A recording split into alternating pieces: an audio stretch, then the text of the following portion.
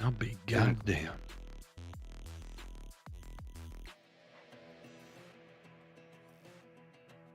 By chant USA.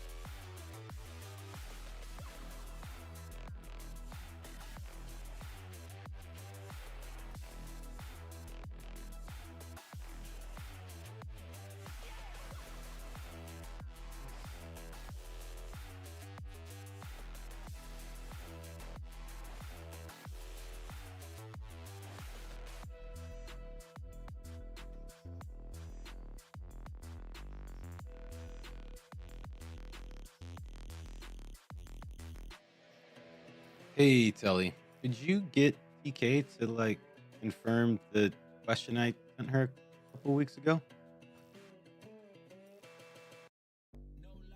Solid confirmation.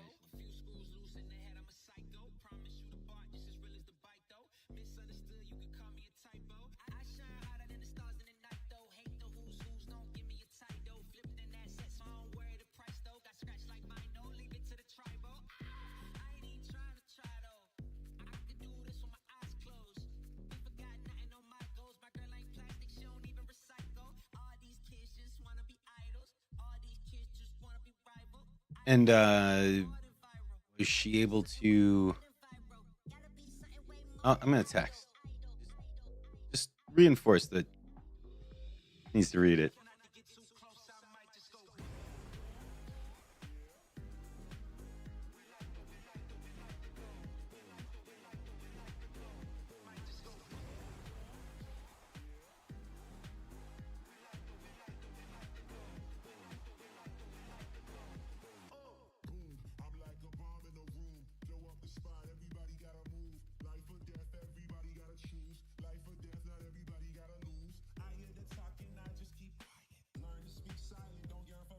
Oh, Gray Fox, Looney, Eric.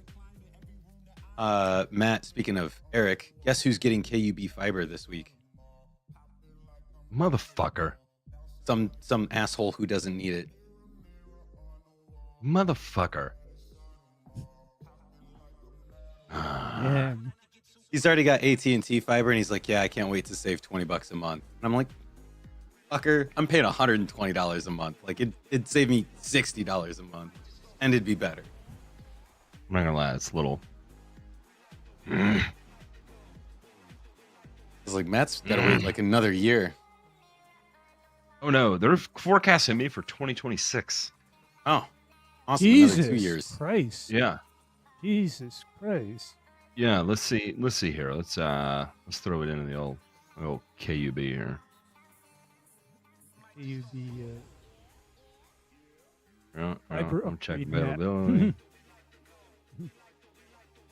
53. I was about to dox myself. Well, I guess this is these schluffs that are tuned in right now. Yeah. He called me last night, by the way. What time did he call me? Who, him? Called me at 11:40 last night, Spencer. Good Lord. Mm-hmm.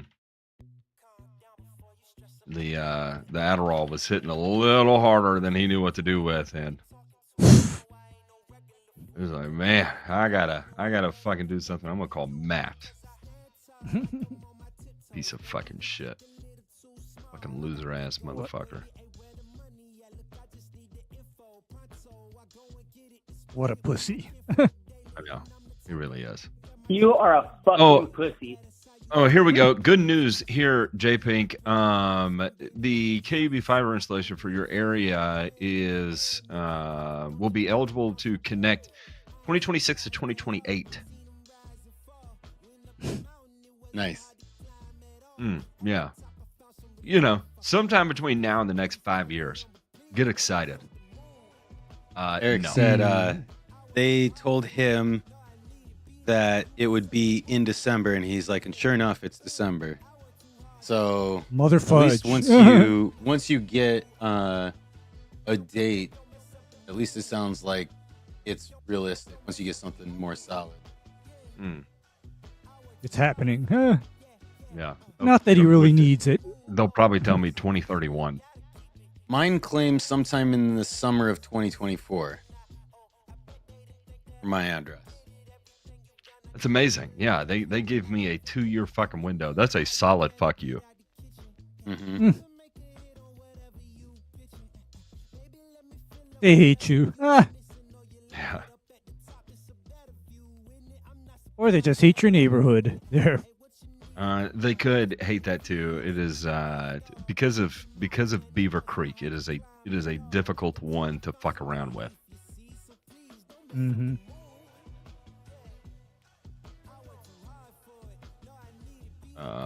What am I looking at?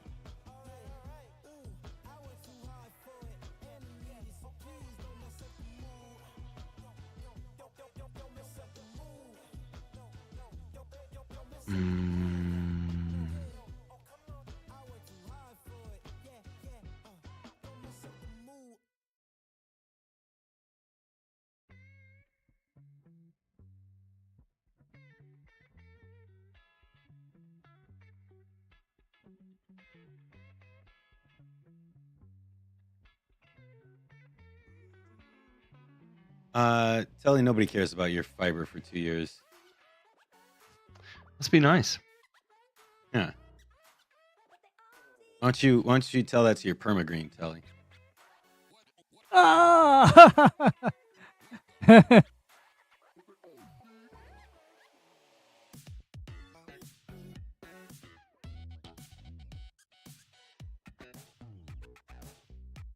Oh yeah, there was one fucking more I wanted to add.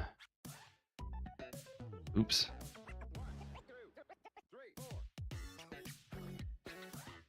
That and then here.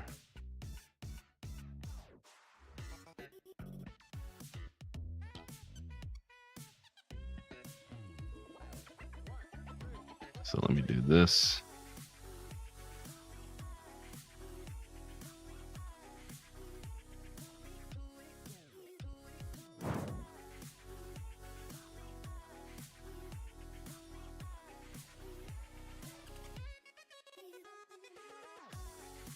And then I'll do this one as part of it.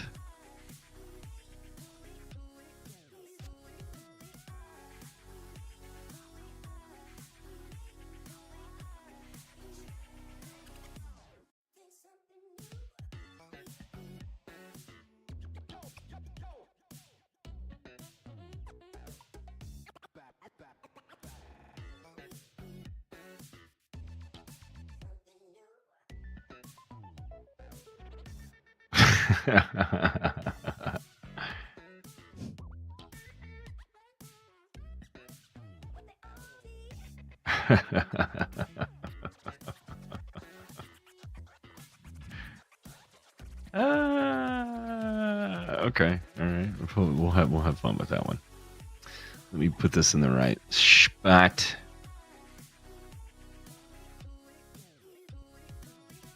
I'm gonna do this under a return. Why not?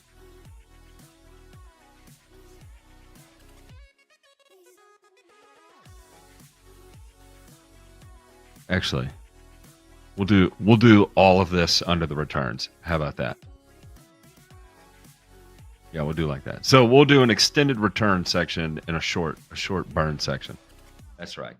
That's right. This is going to be a uniquely grouped together fucking function here. What? Move up, you whore. Okay. Right. Yeah, yeah. Okay. Okay. Okay. All right. Golden there. Fucking A right. Sorted, chortled, and done with pleasure, whatever the fuck that means. Before we went on, we were talking about Dr. Waters was unloading some sodium hydroxide, 50% solution of sodium hydroxide out of a rail car. And we were making the joke, do not put your hands in a 50% solution. Actually, we were kind of talking about that and then playing with it. If anybody has ever taken a solution of sodium hydroxide or potassium hydroxide, any hydroxide, calcium hydroxide, put your hand in it and then rub your fingers together, you'll notice it feels so fucking slippery and slimy, unlike anything you've ever felt before, right? It makes olive oil or any oil feel like an abrasive fucking silica scratch pad. I mean, it is so slippery. And Ray made the comment, yeah, that's because it is saponifying the surface of your fucking skin. So Yep. anybody that's played with ultra high, that's your fucking skin melting off. It is. It's good. It's a weird feeling. Like at first you're like, oh wow, this is so interesting. I guess what is it? One of the other cleaners, like Simple Green, is kind of the same way, right? You know, you're like, oh wow, man, this stuff must be a real fucking powerful cleaner. It's like, no, it's a degreaser. It's a fucking hydroxide, and it's actually melting the outer layer of your skin off. That's why it feels that way. Yeah, big difference because the Simple Green maybe has a little bit of silicates in it, and there's a lot of organic solvents present in Simple Green. None of that saponifies the outer layer of your skin. Simple Green doesn't? I just assumed it Nope. did because of it feels so fucking similar. No, it's the organic solvents, Matt. Gotcha, It's way gotcha. different, and the way I can tell is the fact that a little bit of water gets rid of that slippery feeling quick. See, that was just it. I never felt like I could get it off my fucking hand. Well, for me, there's a big difference between that and inadvertently coming in contact with, say, KOH. Oh yeah, I mean, look at this. None of this is crazy. Tetrasodium L-glutamate, sodium citrate, ethoxylated alcohol. That's a surfactant. Well, tetrasodium sodium carbonate. glutamate is. Yeah, tetrasodium No, I meant the glutamate. ethoxylated alcohol. I don't know tetrasodium Yeah. glutamate. No, tetrasodium glutamate is a mild chelating agent. That's all that is. It's a mild chelating agent. It's not Yeah, particularly aggressive, and but make note of the isothiazolinone. that's a preservative. Uh-huh. Keep the Simple Green from turning moldy. All this. I mean, there's nothing crazy about this at all. Yeah. Simple Green is pretty benign by comparison because you know what, for me, is potentially spooky shit? Huh. Purple Power. Maybe that's the one I'm confusing of. We used to wash golf balls with fucking one of them. And it would literally... Purple Power, Matt, Purple Power is gnarly because Purple Power is sodium silicate and sodium hydroxide. Okay. Then I guarantee you that's what it is because it was slippery as shit on your hands. You never could wash it off. And that's what I'm thinking of is the Simple Green in the purple label. But I'm looking at it. That's actually disinfectant. And no, I think we were using Purple Power, and that's it. The range balls would sit in a fucking tub of it. Yeah, well, if you soak anything in a bucket of Purple Power, it'll strip it, Matt, because of the silicate and hydroxide. Good times. Good times. Where's a And SDS? Looney, you asked, what did I do to freak my whoop out? Yeah, earlier today, I was mowing this bumpy, shitty 5,000 square foot Zoysia lawn.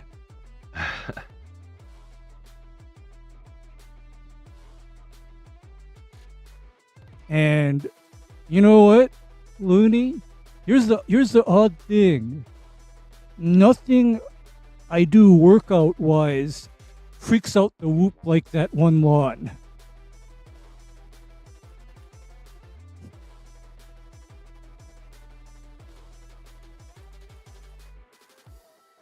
I will say my weightlifting freaks out the whoop. It is it definitely gets a hard on. Oh yeah, look here. We have 3 to 4%, 25% sodium hydroxide, Mm-hmm. a chelating agent, and they don't list what it is. Oh wait, here's the cast number. Let me look it up. EDTA. Yep. Yeah.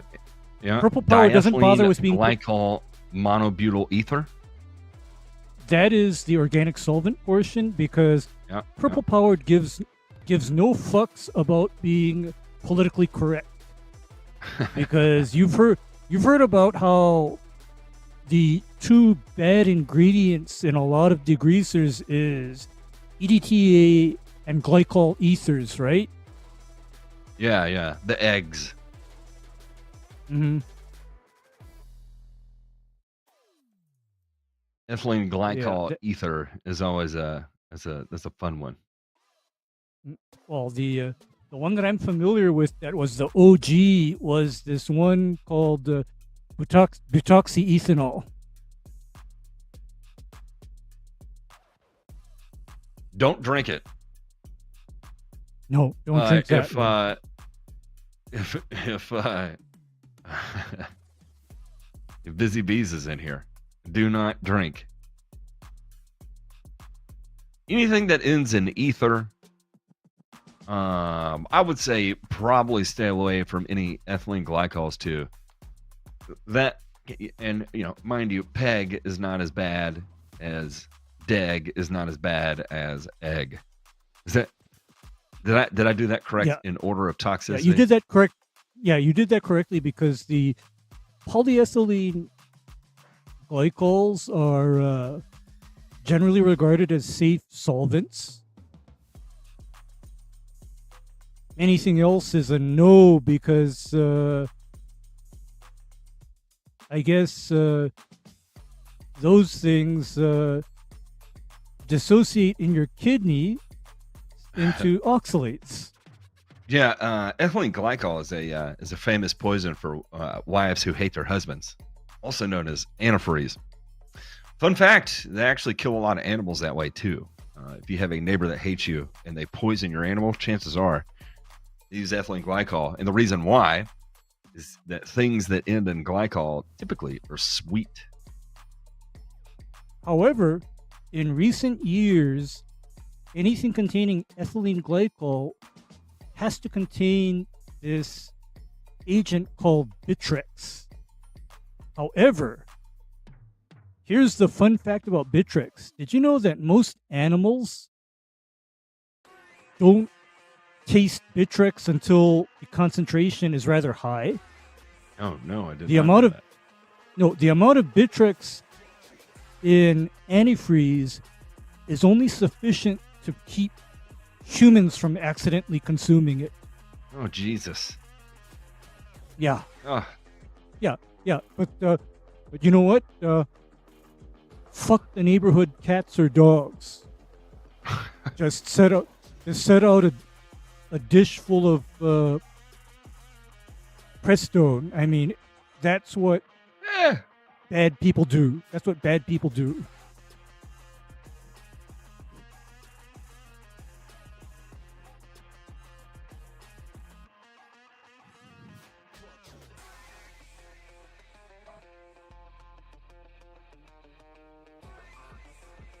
And for that, I'm kind of questioning, would it be suitable for such people to be set on fire while they're alive?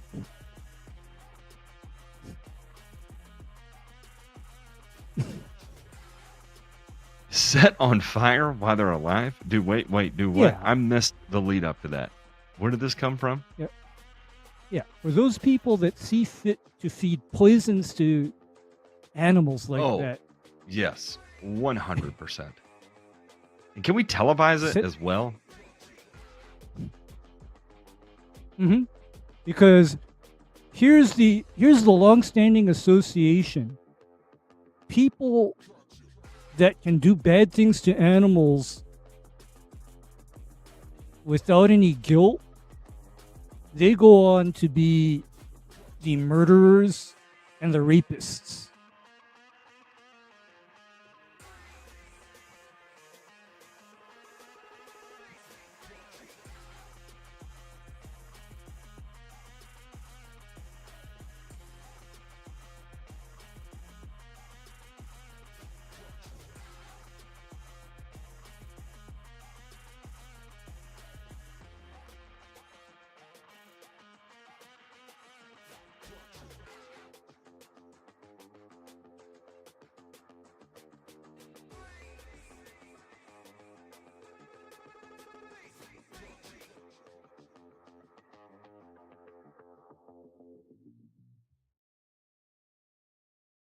JP, you might throw this out. I don't normally like to do this, but I just don't particularly give a fuck. One audio into it.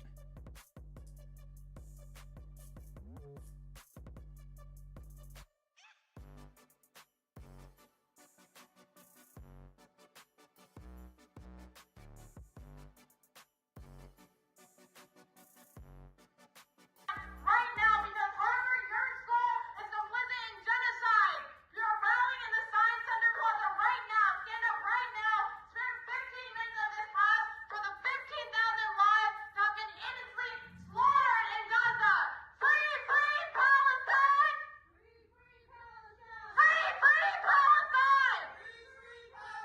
Free, free all around the area. So look out for Palestine. I love the look on everyone's face in there, and they're like, God damn it, again. More of these people are here. And it's like, what good is that doing for the people who actually want to be in that class and learning? Zero. Like, Mm-hmm. yeah. Zero. None. Nothing. Nothing. J Pink, great. You've been accepted into Harvard. Go fuck yourself. Do you know what is going on in the world? Somewhere, some what did Ellen Omar said? Some bad people did some things. I think that was how she phrased it when I think she was talking about 9/11, as a matter of fact. Some bad people did some things.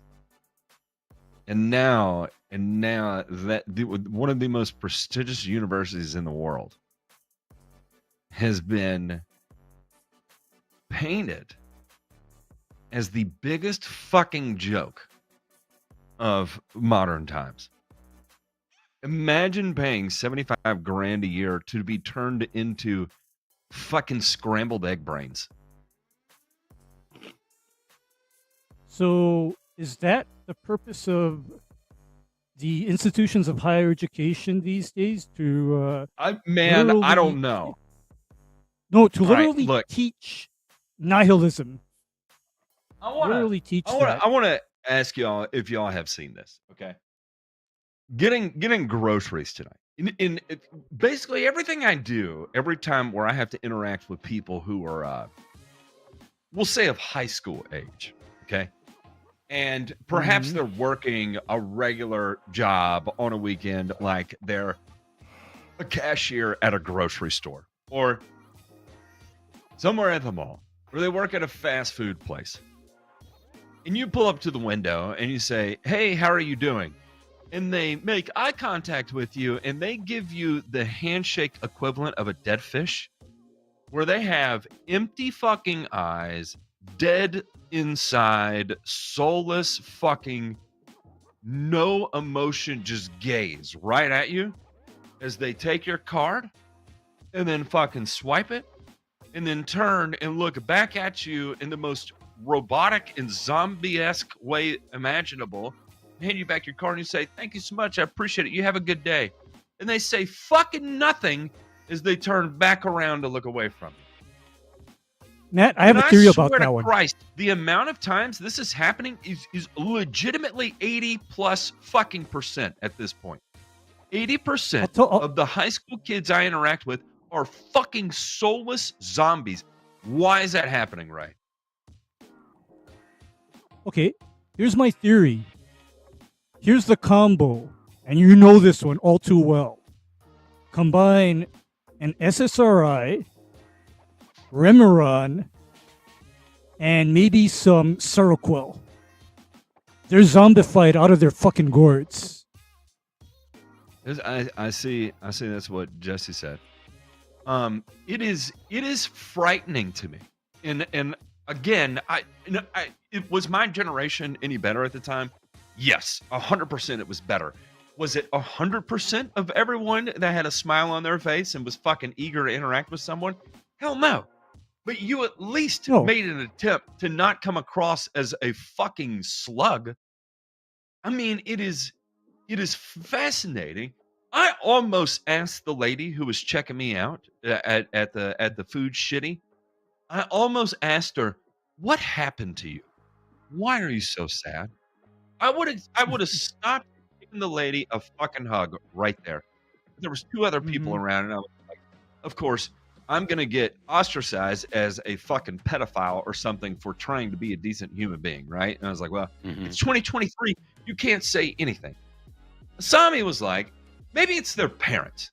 Their parents are perfectly okay with this, because one of the points I made was, as a parent, if I fucking walked in and I saw my child at their job who looked so fucking soulless and devoid of life, I would be mortified and want to know, Christ almighty, what is wrong? How can I help you? Let's quit your fucking job right now. Let's go to the fucking mountains in Nutscape, Nut Tan, whatever it is we need to do. I saw the picture. I was going to say going to the mountains, and I was like, well, I see nutscaping there, so I might as well steer into it. But do something, fucking Christ. Put a smile on your face. What are we lacking in your life to do this? I just thought there was a walnut tree above Ryan. The one place that you can consistently go and find a high school kid smiling at you is Chick-fil-A. But I don't want to eat fucking Chick-fil-A all the time. I just don't. No, Kelly, my kids do not call me by my first name, and I would lose my fucking mind if they did. I would absolutely lose my fucking mind. That is insane. My first name is yes. I like that one, Tully. Yeah, I like that one, Tully. I mean, that's how it was, and at the same time, you know, these kids, they are basically in a bizarro, messed up world where they're taught to respect no one, value nothing. Okay? That's their actual life existence. And when you have people live by those values, strange things happen to their personality. Man, I under no circumstance ever could I help. Could I live with myself and not do something about my child if they were that fucking. I mean, dude, it's the emptiness in the eyes. It caught me so fucking off guard that it made me reevaluate a lot of things. Okay, I don't know. In Ray, I think you're right. I think there is a large part of this is the sheer volume of fucking the high percentage of people that are fucking educated on or reality numbing medications.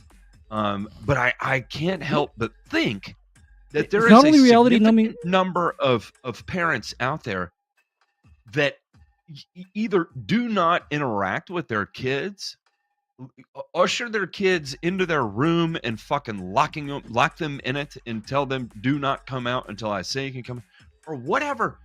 But Jesus Actually, Christ, man, if It's the other way around, I Matt. could not It's the other way tolerate around. that.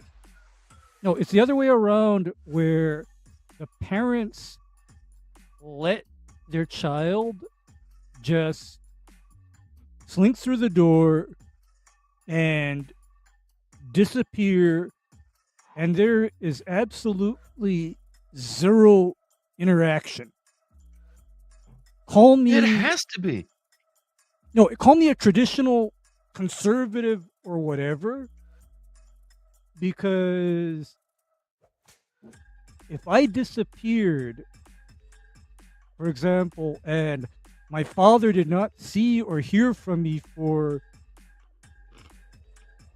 say, even within a 24-hour period, my father would literally be asking me, so you're not planning on offing yourself, are you, son?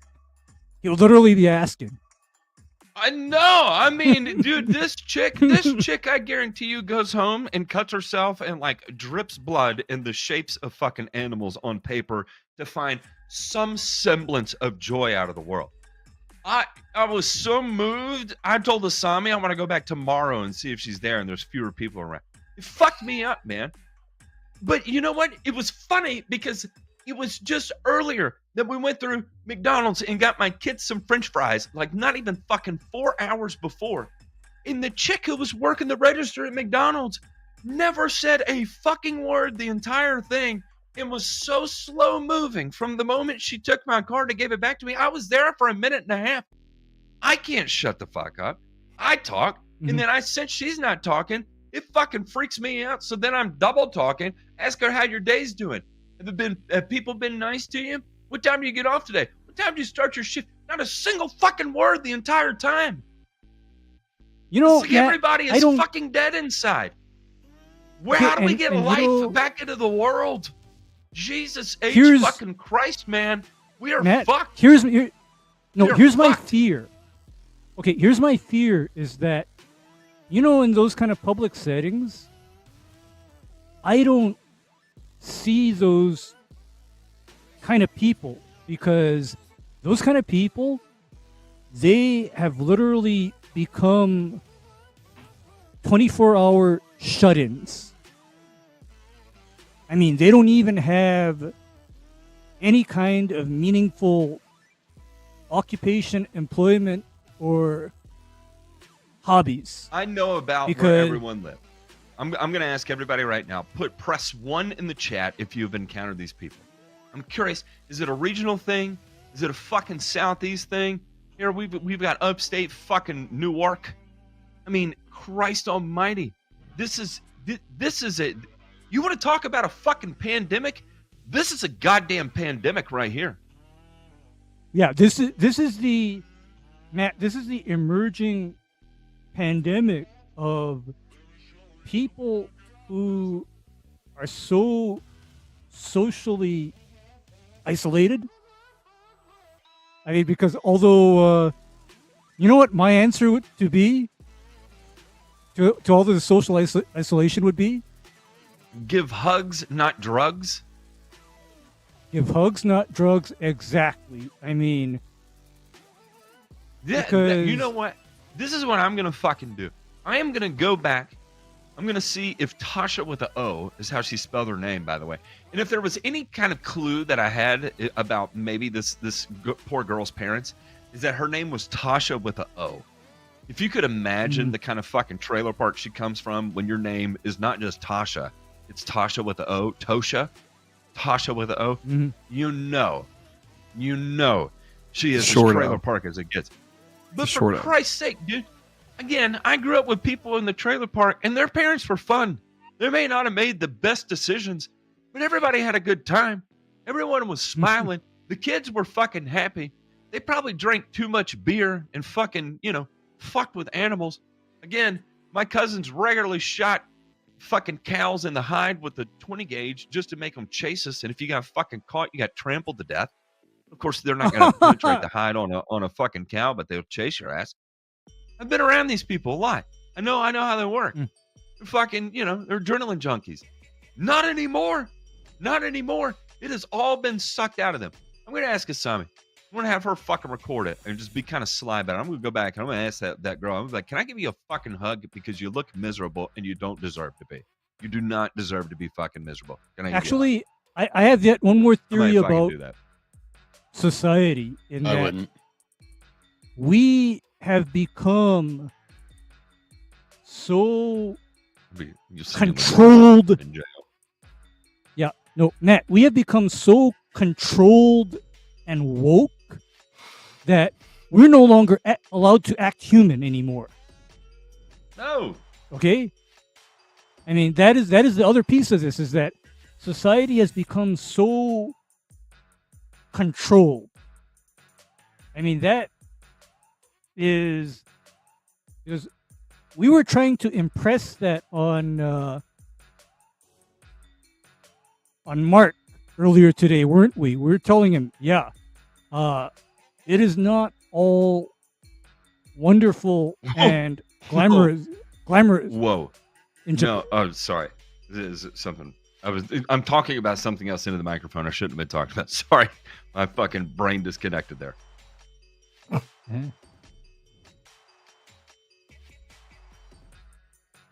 I'm just searching for Jono's turf. Taking it all in. That's what she said. I'd say there's a fair amount. There might be too much. Yeah. Last night we went through the McDonald's drive-through for just a single Oreo McFlurry, and that's what I asked for. Hey, can we get an Oreo McFlurry? And on the other end, the response was only, everyone else is getting ice cream. I guess you should too. Pull around. No, like your total will be anything else you want. Nothing else. It was just that. And I'm like, wow, okay. Fuck me, I guess. Wow. Dang. Man. We live in it used to be incredibly stupid times, right? But I think we have gone incredibly emotion vacuumed times. If you feel a feeling, that is a problem. Any feeling. That is what's you woke up sad? You shouldn't feel sad. Oh, you woke up happy? You shouldn't feel happy. You woke up horny? That's toxic. You woke up fucking devoid of everything? Perfect. Oh, You won and Matt, the lottery of life. And Matt, if you do feel anything, that means that you're not on enough fucking meds. What happens? Honest to God, what happens to these people when they do feel emotions for the first time? They go through it. I've been through this. I know what I'm fucking talking about here. But what happens when they come off fucking medications and they start feeling real fucking emotions for the first time? How are they going to respond? Good question. And no, then again, how are they going to react knowing that a lot of these drugs literally permanently rewire the brain? It's permanent. Eric needs to catch up real quick. Eric, we were talking about running into high school students out in public working their high school job, whether it's at McDonald's or fucking Popeye's Chicken, or tonight for me it was the checkout line at Food Shitty. And the high school kids are fucking empty-eyed, blank, soulless, unable to communicate, cannot say hello, how are you doing, cannot say thank you, cannot say good evening. It is fucking zombie-faced. Take your card, hand you your receipt, hand you your food. You say, thank you. Hey, how are you doing? Nice to see you. Merry Christmas. Whatever the fuck you say, you fucking say something, right? I mean, that's just human courtesy, decency. And besides, we're in the South. We're chatty in the South, right? We talk and, hey, how you doing? It's good to see you. You look great, huh? I know it's been a couple weeks since I've been here. How you been? I mean, you recognize people and you fucking ask them questions, all the other shit, right? Maybe that's just me, but I don't know. I've lived in the South my whole life. I've run into a lot of that shit. That's why I fucking do it, right? The point being is, what happened to these fucking kids? What happened to the kids? They're fucking done. Ray said it's probably a combination of medication. You add in some fucked up parenting, and we are breeding psychopathy. Or I don't even know what it's not psychopathy. It's like the antithesis, but equal outcome, right? Psychopathy. It's like master manipulator to be able to gain and get things and advance yourself, and because you lack empathy. We are creating being able to do nothing because you have no fucking empathy. It's like we charged it down. It is literally antithesis but equal outcome of psychopathy. I don't even know what the fuck that is. You know what that is, Matt? That's called apathy.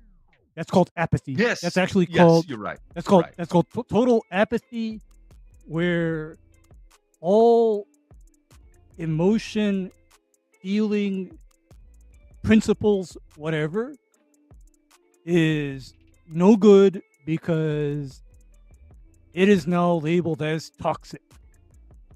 And Matt, I have the good fortune of, most of the people working those kind of jobs here in Hawaii, they're all middle-aged. No kids work those kind of jobs here. We see, I definitely see a lot of that in the South too. But in certain establishments, I do see young kids, especially at certain locations, right? And I've kind of noticed that around town in Knoxville, like at specific locations, like Food City tends to have more young people. Ingalls tends to have more young people.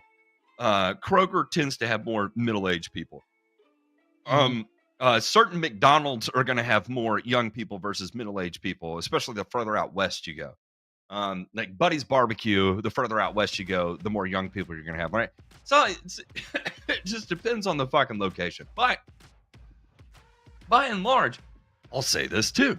Typically, the further west you go here, the more likely it is you're going to run into a smiling teenager as well. I don't know, man. Shit is fucking weird. As I said, shit is weird. I think we are on the cusp of societal collapse, because those people that I think we're 2 generations away. Yeah, because all those dead. Well, from societal collapse, I don't know about that. I think there's going to be enough people to make the world turn around that are still functioning. But I think the overwhelming majority of people, greater than 50%, maybe even greater than 60%, are going to be these fucking zombies. I think we are going to breed our society into fucking real world zombie land that are not at least violent. Now you're going to have the negative responders to the medication that creates these zombies that will become polarizingly violent, just seemingly out of nowhere. But by and large, it's going to be fucking literally apathy with 2 legs and 2 arms, fucking cruising everywhere you go. So they're going to cruise through life, and the problem with these people that cruise through life is these are the people that settle. Okay? They settle, and in other words, because I think they're fucked off on whatever it is, man. I mean, fucked off. Like, and I don't think they can do anything but settle, because there's nothing inside. There's no drive. There's no want. There's no independence. There's no sense of sovereignty. There's no sense of accomplishment. There's no fucking sadness. There's no sense of failure. It's just all fucking devoid, blank space. They have a clipboard of everything they contain, and it's a bunch of empty sheets of fucking paper on the clipboard. They don't even have a fucking pen to write with.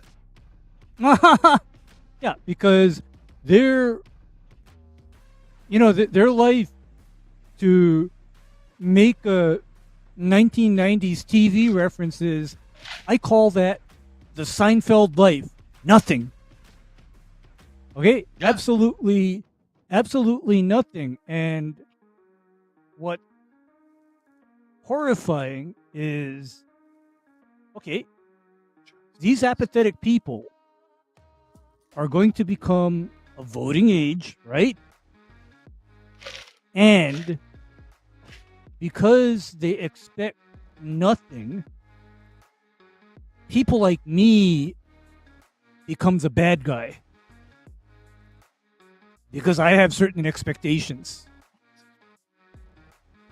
I think as these people come to age, I think now we're running into the people that will call you the bad guy. But I think as these people come to age and enter the workforce like full time, I think it's going to be a whole new set of learning, right? It's like learning to adjust with millennials, and Gen X and all that, right? Gen X was the generation of apathy, right? But I don't think anybody knows what real fucking apathy is until we get into like whatever's coming behind the Zoomers. I think that shit is going to be fucking weird, real weird. There ain't no more corporate campuses to bring sunshine and fucking happy faces on. There ain't going to be no TikToks fucking documenting your day or whatever. There's not going to be shit. There's going to be fucking whatever it is they do when they get home, which is just zonk out and fucking doom scroll or whatever. I don't know what these fucking kids do in their off time. Do they smile when they're not in public? Are they capable? I don't think they do. I think they fucking go home like fucking zombies, maybe stare at the window, but do not allow any sunlight to touch any aspect of their fucking body and just wonder what the fuck's going to happen next. I don't know. They're probably not even capable of wondering what's going to happen next. They're just going to sit and fucking drool on the window and lick it occasionally. And maybe that's their small reminder that they're still alive, feeling the cold on their tongue as they lick the glass. I don't know. Probably, Matt. Probably, because these are people that I call them the Walking Dead. Okay. Well, on that note, Walking Dead. Yeah, we got. Are you in a headspace where you can do a show now? Oh, of course. Never been better. That's y'all psyched up. Let's go. I'm thinking I'm gonna call out for a mental health day. Yeah. Just don't forget did we to freak smile you during the show. Yeah, did we freak you out enough, Ryan? No, that's your prednisone and cough syrup look. Really? Yeah, that was the look when you were like. Yeah.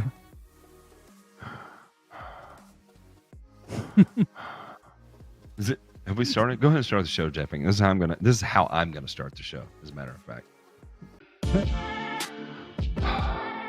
As business owners, entrepreneurs, family men, it's difficult for us to find the time to put together projects like these. Even though it's something we really want to do, unfortunately, taking care of the things we have to take care of comes first.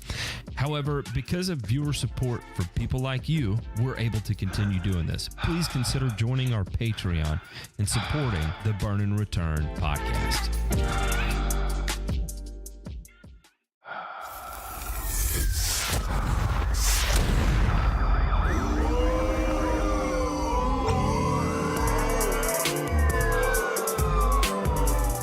You're listening to Burn and Return, a weekly 1-hour podcast covering news from the agricultural and turfgrass industries.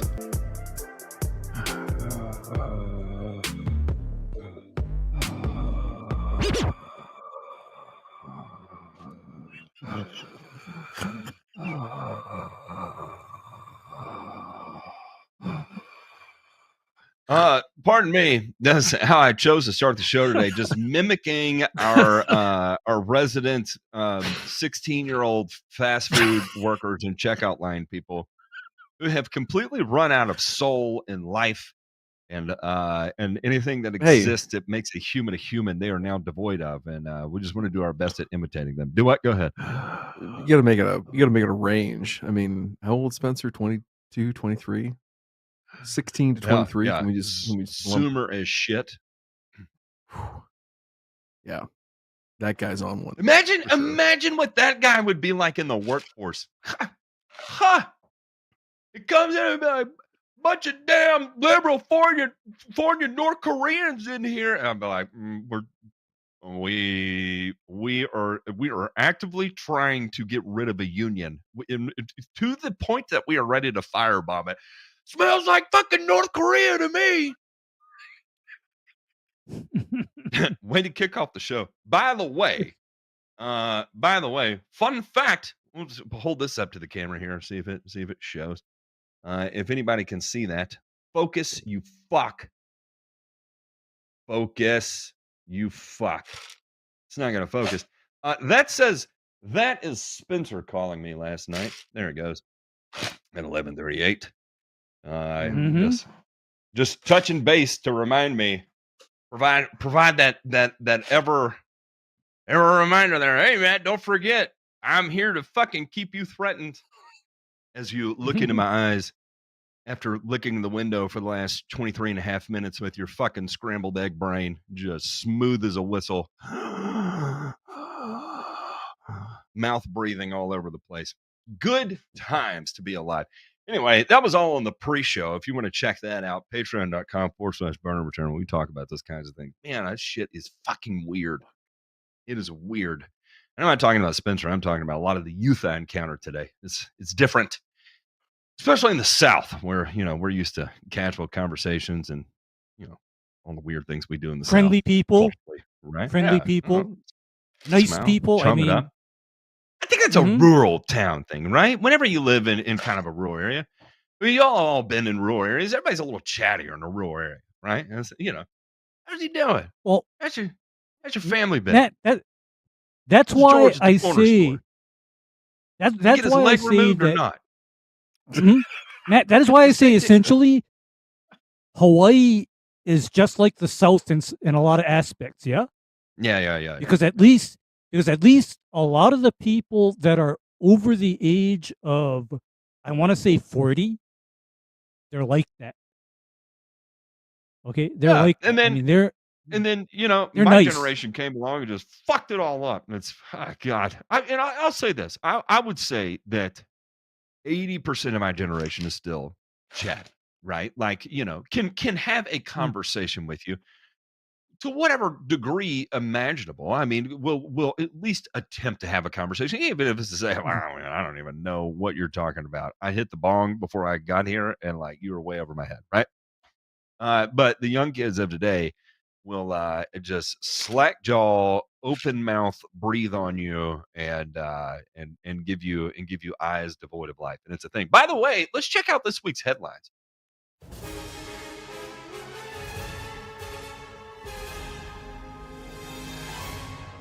Nothing to fear here. This is just the news. We are basically going to talk about just two things for the entirety of the show today. We're going to talk about fertilizer, and then we're going to talk about turf. that sounds broad, but it's going to be way more narrow than I'm making it out to be, right? But these are two things that are kind of actively taking place, and I'll explain why.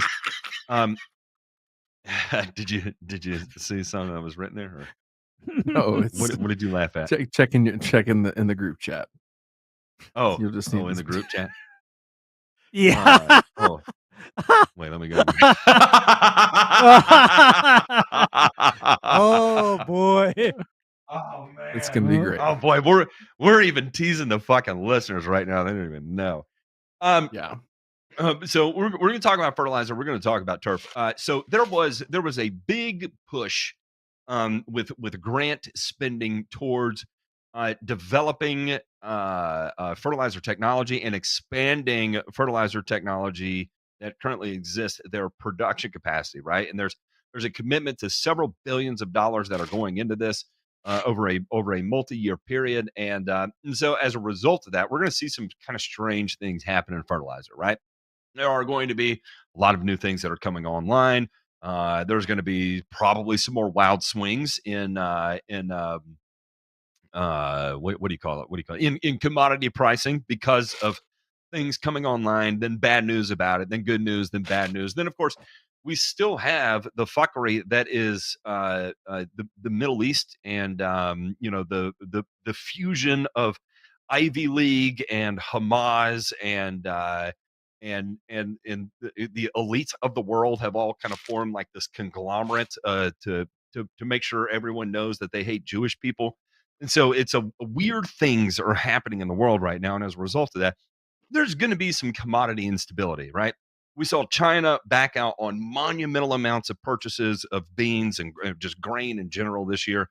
And it started originally with the US and shifting to Latin America, and then Latin America is struggling real bad right now in the southern hemisphere on some of their getting plantings in, drought, all kinds of shit. They're not going to have good yields. It's looking like China may be shifting. Rumor mill has it they may be shifting some of that purchasing back to the U.S. So commodities are just all over the place, right? Corn is down, soybean is really down, and of course cattle is all over the place right now. Cattle super low, so it's weird, right? None of it's necessarily bad. It's just weird. A little bit more volatility than I would say is the standard. Okay, and we kind of keep that in the back of their mind, and that's why we're going to see a little bit of news related to fertilizer on this, because some people are going to get spooked with new money, new investment money moving into the space, right? And who else would shine their beacon of holy shit? I have an opinion on this than none other than Mosaic themselves, right?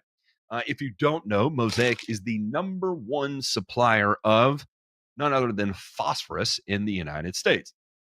Now, if anyone has seen in the news every so many years, I guess it's on a 3-year news cycle, um, they will flood the news with articles that says we are running out of phosphorus, and when we do, life will cease to exist because phosphorus is the building block of all forms of life, right?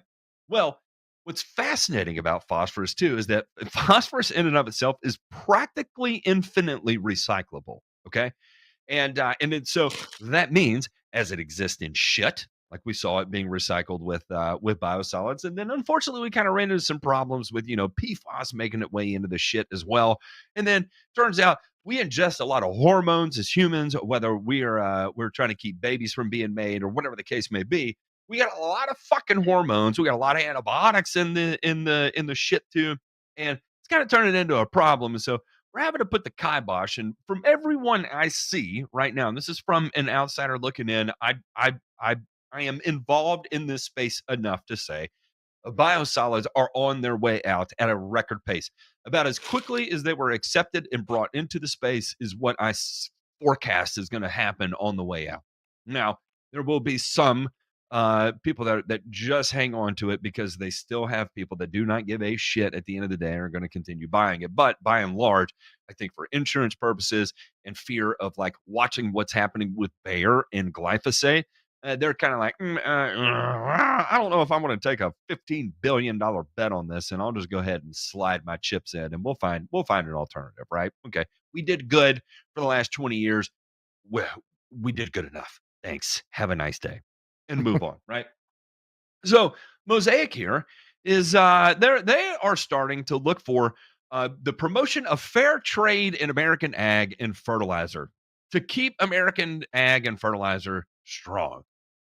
When I see this and I think about the damn fair trade, and like, you buy a bag of coffee, right? And it's got the fair trade, a seal of approval on it that, 10-year-olds in the rainforest did not forge this coffee by hand and feet, right? So you That feel you know good about. about buying it. If I feel like Mosaic is saying that we want to put a stamp of approval on our phosphorus that says made in America, fair trade, phosphorus strong Mosaic seal of approval, because we also import a lot of phosphate from Morocco. We also used to bring in a shitload from China, but it is not economically feasible to import phosphorus from China right now because of the dumping fees that was introduced under Trump. Trump had this thing that we were going to make American and we were going to buy American, and so we were going to tariff the absolute holy fuck out of affordability of anything that did not originate in America or one of our immediate, friendly trading partners, right? So as a result of that, you practically anything that has N, P, or K in it, including a certain amount of micronutrients, you affordably cannot import from a lot of places, right? Well, we've kind of softened that, and Morocco is back on the space with phosphate. They've got some big ass phosphorus mines, and they can help create a little bit more competition on the monopoly that Mosaic currently has on the phosphorus market. Now, with that said, Mosaic is like, no, absolutely, we do not want Moroccan phosphate here. Here's the thing, and this is the reality of the situation, is that now that we are seeing more investment money in fertilizer technology space, and for example, one of the ones I saw is a newly peer-reviewed published paper on using struvite. Struvite being a byproduct of wastewater treatment facilities, right? So instead of targeting the entire biosolid, what they're doing is the scale, the phosphorus, the calcium, phosphorus, and magnesium scale that forms on pipes as they're moving it around. Um, recycling that as a phosphate fertilizer. And what they're seeing is that at equivalent rates or even reduce some rate reduction compared to ammonium phosphate, still achieving equal yields, right? Do you hear that? Equal yields. And the reason why is that the solubility has been reduced. Therefore, you have enhanced efficiency. So making small amounts of it available over a longer period of time, or simply relying on what we all can love and agree upon as it works in our favor, that being root exudates, to mine your phosphorus for you. That's not mycorrhizae. You don't have to have mycorrhizae to mine phosphorus. Soils naturally already have it. Just a fun fact there. The plant themselves can find it and take it up. It's the Again, remember, the phosphorus is the building block of life. It's also the plants are miracles of life, right? And they show it to us all the time. So I digress to point out there that here Mosaic is saying they want a free trade seal to state that hey, we ain't Moroccan phosphorus in here, baby. We are dick strong, headstrong, made in America, monopoly phosphorus in this bag of fertilizer.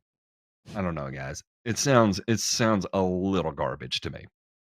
I could be reading this wrong. Am I reading this wrong? I think it's them going on a limb. Sorry. I did me too. I think it's them pushing back on the notion that there's going to have to be phosphorus mining all over the world in order to meet this large demand that is forthcoming, because biosolids and other waste are those streams are closing off. And I don't know. Let me ask you this, guys. Do you care where it comes from? Because let me just say this: as nobody's cared before, I don't know that anybody's going to care now. I mean, No, do you Ray, let me ask Ray, do you only use locally sourced artisanal phosphorus in your fertilizer? Absolutely fucking not. Absolutely damn not. I mean, Ray my goes and gets a position. baguette and a little bit of phosphorus at the farmer's market. Yeah, my position on inputs is I'm after the most efficient and economically priced inputs I can get my hands on. And because, by the way, one of my main products is literally sourced from Israel. Yep. One of the big products that I use quite. Do not tell the elite. Lord have mercy, you're gonna get canceled, Ray. My God, you promoter of genocide. Or all the people in Morocco. They can go get fucked, because I will proudly say that I use potassium nitrate from Israel. Get fucked. Get fucked. Exactly. I don't care. Okay, I really don't care because they make a good product. It fits a need. So all of the wokey dokey Muslim sympathizers can get screwed. I don't care. Free Morocco. There. In talking about fertilizer prices, UAN has finally started to soften. Right, it took a big dip at the start of the year. It's kind of held steady, and it has taken a dip. Right, and we are down approximately just at 50% compared to where we were last year, right? Especially at the peak of last year, for sure. We're down 50%, right? So looking way more stable and affordable there. And the good news is that it did soften, because we are also seeing softening prices on other important grain commodities that rely on UAN 28, right? So good news for everybody that sprays Greene County fertilizer, because the UAN, your primary nitrogen source, is softened a bit. So you are working out in your favor there. And I believe, in honest to God, in absolute good faith, I think John does do a commodity plus premium on the UAN product. So it is what it is there. I get it. People will have to sell UAN. That is not where you make your margin, and you sell it for whatever you can get for it. So I was making a joke, but I am not sliding him for it, because you cannot make a fucking living off just selling UAN. You cannot, not at all. And so you have to spice it up to create a commodity plus situation for it, because it is not the kind of market you want to make your revenue in. Okay, so we made it through our headlines. The other thing I wanted to say here is again, thank you everybody for what you afford us the opportunity to do, and we're gonna do some giving back at the end of this year, right? So I want to make it clear. Do we have a firm date that we are doing this? What is the date? The I'm 28th. Thursday the 28th. Okay. We are doing our end of the year episode, the 28th. It is going to be a combination of all kinds of fun things. And what we are going to do is, prior to taxes, you gotta empty the bank account, right? So we're going to give. It's a joke. That is 100% a joke. We got to do a corporate buyback of stock. Sorry. Are we going to do a buy? Not sorry. Is Ron Henry doing another 5% off giveaway? Can he afford another 5%? What is he? Oh God Almighty! We can't. Lord. Hey, look. It is the eve of Thanksgiving. Well, the post eve of Thanksgiving. If you can get a second or third mortgage, just make sure you max out as much as you can, as much as you can 28th. afford. Yeah, we got to finish. We got to finish whatever it is Q4 Ron strong. sells. It's Yeah, absurd. we're gonna finish it something. We'll probably sell you Q4 on New Year's Eve. What if this was Ron Henry outside of the camera? I don't doubt it. I do. I bet he's sociable outside of the camera too. I'm not gonna lie. But anyway, we were able to do this, and we're able to give back because of the support that we get from the community. And in all honest to goodness, it is one of the more fun parts of the things we do. Also, one of the more stressful things that we do, but it is fun nonetheless, because it requires a lot of organization and that other stuff, and that it takes additional effort from our parts, which we all run businesses or are employed full time in a no M&A or merger and acquisitions taking place in our space or anything of the sort that would make everybody's anxiety level cranked up to fucking 10, if you know what I'm talking about. Hey, J Pink.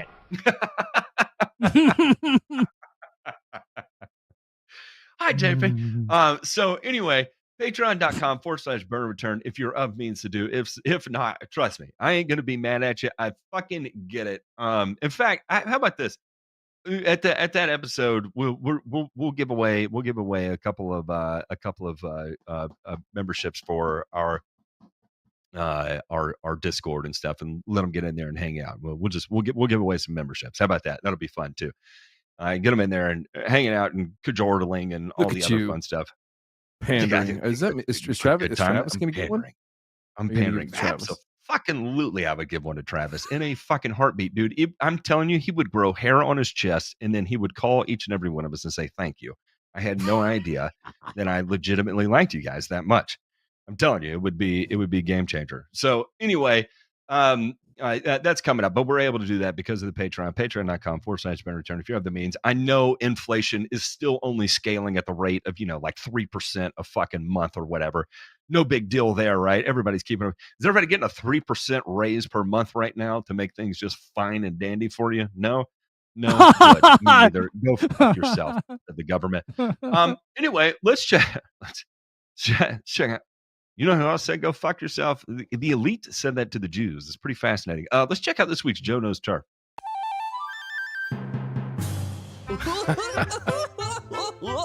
Joe knows turf. Hi, I'm Joe. I'm gonna give you a bunch of accurate turf facts today because Joe knows turf.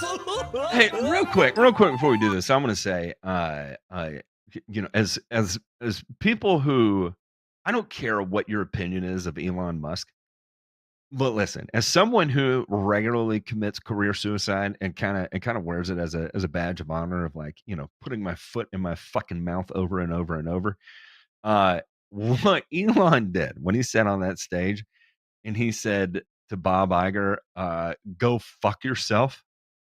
I'm not gonna lie. I was like, that took a set of balls that I don't know. I don't know what kind of drugs I would have to be on to do that in that kind of situation with that kind of look on my face. He was clearly nervous as shit and running on pure adrenaline, but the fact that he was able to get it out with such fucking weirdness and authority, I'm not gonna lie. I was like, buddy, I get it. Man, I know exactly what you're feeling right now. That's all. Go ahead, DeMay. Well, speaking of that, so tonight we're going to look at a set of charts or some marketing material that was sent to us to inspect, and it's actually a textbook. I wouldn't call it dubious, but a little stretching of the truth, maybe not quite all the way accurate. So this was sent to us, some social media posts that were up. JP, go ahead and throw these up, and then we're going to talk about turfgrass seed tonight, gentlemen, and some of the claims made here. So uh, you'll see this commonly in magazines, trade publications, social media, things like that, where hey, this particular brand, and it's anything, right? The Dodge Ram was number one at JD Power, like whatever.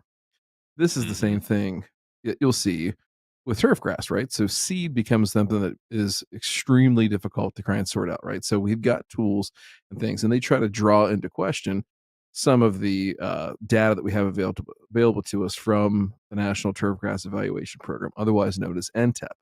And there's reams of data that go back more than 20 years at this point, looking at different cultivars and how they perform in a variety of different characteristics rated against other varieties within that same trial. Now, it's not cheap to do this for the seed companies. So every one that they put in there is tens of thousands of dollars it takes for them to put on the line and see where they stack up. And quite often, they'll have done quite a bit of their own research to this point to know which ones are worth entering and to kind of see, all right, who are we going to latch on to, or which cultivar are we going to latch on to and put this forward, right?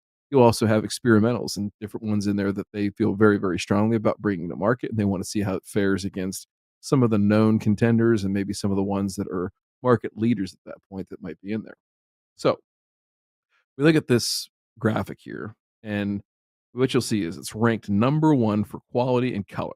Okay, integrity is the variety here, and this is Burger Seed Company. So I'm not here to call out Burger. It's a classic marketing technique. I'm using this as an example. So take it for what it's worth. All right. So when we look across the chart, Oregon and Pennsylvania. All right. So when we go and look at this across the chart, we'll notice that these ratings are done on a 1 to 9 scale, 1 being bad, 9 being the best. Okay. And color and quality are also are done mainly via subjective measurements, right? Density, texture, to a lesser degree, but we're really focusing here on quality and color because those are the claims that are made in this advertisement. Okay. So when we look down through all these numbers, these are averages, right, from Oregon site and the Pennsylvania site. And the way that the NTEP works is that there's sites, I think there's 16 or 18 or 19, I can't remember the exact number right now, sites around the country in which they'll plant many of the same grasses, pretty much all the same, within a group of, say tall fescue or creeping bent grass, Bermuda grass in some locations, not in others, based on weather, climate, things like that. Okay. So as they go and rate these and they put them and group these things based on the ratings that they get, it is kind of important where things stack up here in terms of the averages of what you see. I'll go ahead and flip over to that next graphic there, J Pink, that I sent you. So here's another one, extreme green. Now, these are both turf type fall fescue grasses, right? All the claim benefits kind of running down there through the bottom. What you've got, same thing, turf quality, high degree of color, high degree of quality, high degree of durability is what this one claims. Okay. Now, it's interesting is that what they don't tell you in here is when you look at this data array, we're looking for one really, really important piece of information that's not listed on here, Ray. And what might that be if we're looking at statistics in this particular case? I don't see confidence intervals, first of all. Okay. Okay. Yeah, So and LSD. sorry because Oh, well, okay. LSDs, We'll talk about yeah, the year in a minute. yeah, LSDs. I mean, I'm not seeing all of these statistical markers that got hammered into my head, sophomore year of college. So, JPEG, pull up that website I told you to go to, and let's look at this. This is a website. Basically, NTEP is a whole bunch of text-based ASCII tables that you can go and look through and sort through. Now, the University of Minnesota has done a great service to everybody in partnering with NTEP to provide these in basically pivot tables. Okay. So we can go and select the individual cultivar and it pops up. And Matt, to answer your question, this is the 2006 to 2011 test, which came out Trial. in 2012. I think it was reported. Yeah. So that's another thing that you'll see is that, yes, it was reported as number one, but it was back when the kid that was taking Matt's order today, at the local fast food joint was still a sperm, right? So does it really exist or doesn't? I don't know. Okay, so go ahead and click that search button there, and let's see what we get. So we're looking for integrity. So slide down there. It's all alphabetical, J-Pink. So this is a really, really handy table. So I would strongly encourage you, if you're looking at individual cultivars, if you're going to your reps and looking for seed, for fall over seed, or whatever it is that you're doing, it's a great way to look at this. Okay, so we look at integrity across the board. Now, slide back over to the left there, J-Pink. Keep going and give me some more. Yeah, so the thing that I want you to look at the top row there, third row down, actually, LSD. Okay, so the table average is 0.1. And then each one of these sites has an average or an LSD, right? Going across that second column. So, 0.3, 3/10 in Fayetteville, Arkansas, right? So what that means is the top score, which I believe in Fayetteville there is 7.1. Anything that's within 3/10 of a point of that is all grouped, is all statistically the same. It performed exactly the same. So this is not like a college football poll ranking per se, right? This is giving you groupings of the best, then the next best, then the next best. Now, the nice thing about this particular tool, and again, I encourage you to go on and look up University of Minnesota and NTEP. You'll be able to get to it. But the nice thing here is that you'll be able to see, okay, how does this group? Is this in the first group, the second group, third group? Because that's all you really want to know. And the other thing too is you'll notice is that when you start to look at different categories, you can use this as a pivot table and cross compare different categories like overall turf grass quality and disease resistance or insect resistance, drought tolerance, things like that, right? And that becomes really, really important because maybe the seed that you're comparing prices on from, say, site one over here and I don't know, advanced turf over here, yes, they might both be an 80-10-10, 80% tall turf type tall fescue, 10% Kentucky bluegrass, 10% perennial rye. But what are you getting in that bag and how does that stack up? Because you'll see claims like this made in these preceding ads or social media posts all the time. you'll see stuff exactly like this. Nobody's going to say, hey, you know what? We did really, really good in insect resistance, but we were in the second group of turf quality. Nobody's going to tell you that. So I would caution you to be a better buyer when you're looking at this stuff. And if you're a homeowner, you're listening to this and thinking about doing a renovation, something like that, you know what the big ones are, but look at your site. It's really nice because you can go right across and look at each one of these sites where they tested this stuff, mostly at land-grant universities, and find the one that's closest to you and just see how it performs in certain categories. So the last thing, too, is just like we were saying on the year. Matt made a great point that he went back probably to the 21 report, to the 20 report, and was like, I don't see this stuff. Where's it at? It doesn't exist. And you'll get this, and it says, yes, it came in whatever place in the NTEP, but they won't tell you that it was from 2006 when they first entered it into the NTEP. So a lot of advancements have been made in genetics, specifically in turf-type tall fescue genetics. So I'd caution people as they leaf through some of this literature, guys, maybe just take a step back and figure out where are you getting that from and how can you verify and do your own research on this. And we just gave you a tool and a way to do that. So, hey, how about that? Something nice, a good, feel good. It feels like, Lassie came home and found NTEP, For Lassie sure. Are you ready to just set it all on fire as if it never existed? No, I think that, what do you think Timmy would be like today if he had Lassie? That'd be a really different show. I don't know. I've never seen it, so I can't tell you. Let's check out this week's Burns. Fuck Timmy. Timmy's a fucking window licker, isn't he? Just kidding. I stole the joke. I have no idea. I don't even know what Lassie's about, to be honest. I have zero fucking clue. Dude. I know they yelled Lassie, and that was the joke around my house was yelling Lassie, but Lassie was never on a TV in my house ever growing up, so couldn't tell you. By the way, if anybody's ever heard of the lawn care company in Florida called Massey, is a huge outfit out of Florida, like one of the most successful lawn care companies in America. Man, they got into a shitty situation. It is no fault of their own. I think this is 2023 in a nutshell. They hired a 27-year-old, and it turns out he has been charged with a misdemeanor count of lewd exhibition and a felony account of lewd exhibition to an elderly person in connection to two separate incidents. A 76-year-old woman reported the employee after she came to her home in Davenport October 26th. After he came to her home to give her an estimate on pest control. The employee went into her bathroom, then stepped out with his penis exposed. He told the woman his zipper was broken and needed help to fix it, to which she refused. They contacted Massey and were told that this is the second complaint they have received about the employee. Come fucking get his ass, please. They terminated him, and of course he was picked up. They met with the other woman who had reported the worker and said he had come into her home July 24th for some lawn care. Again, he told the woman his zipper was broken and his penis was exposed.